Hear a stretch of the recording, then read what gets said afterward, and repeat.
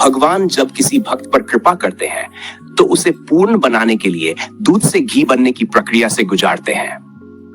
दूध से घी बनने की प्रक्रिया।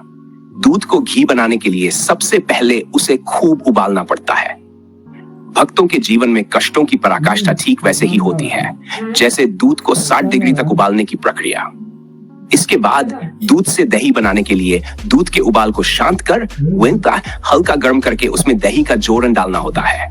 उसी तरह जब भक्त कष्टों की अधिकता से थककर समर्पण करता है और ईश्वरमुख होता है तो भगवान उसे नाम जप रूपी जोरन प्रदान करते हैं।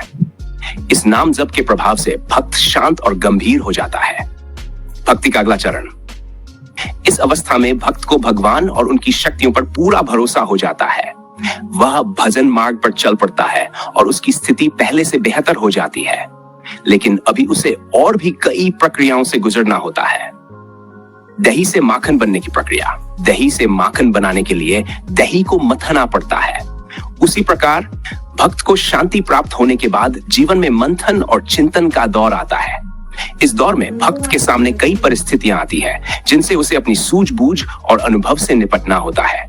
इन परिस्थितियों का उद्देश्य भक्त के भीतर और अधिक निखार लाना होता है। परमात्मा का अनुशासन। भगवान हर भक्त की सहन शक्ति, योग्यता और पिछले जन्मों के कर्मों के अनुसार उसे इन परिस्थितियों से गुजारते हैं। भगवान या गुरु हर भक्त को उसकी कमजोरी और विफलता के बारे में पूरी जानकारी रखते हैं। वे जितना भक्त का भला सोचते हैं उतना कोई भी रिश्तेदार या अन्य व्यक्ति नहीं सोच सकता। भगवान या गुरु भक्त को कठिनाइयों से गुजारते हैं, लेकिन पीछे से उसे सहारा भी देते हैं।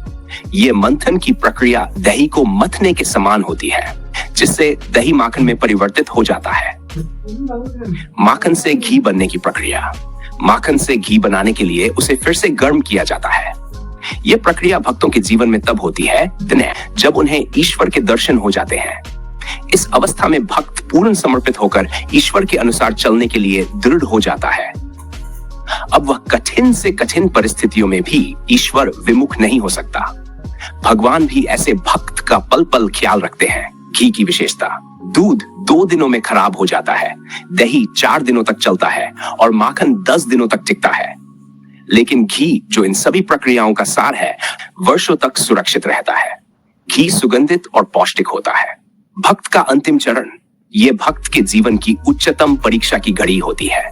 इस अवस्था में भक्त कर्मों और गुणों से ऊपर उठकर गुणातीत और कर्मातीत हो जाता है।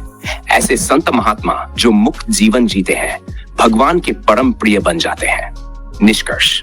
जैसे दूध में घी होता है पर वह दिखता नहीं, उसी प्रकार भगवान सभी जीवों में विराजमान है, परंतु इन प्रक्रियाओं से गुजरकर केवल मानव ही ईश्वर को प्राप्त कर सकता है। भगवान से मिलकर मानव भगवान में एकाकार हो सकता है और जन्म मरण के चक्र से मुक्त हो सकता है। धन्यवाद। हरि ओम तत्सत।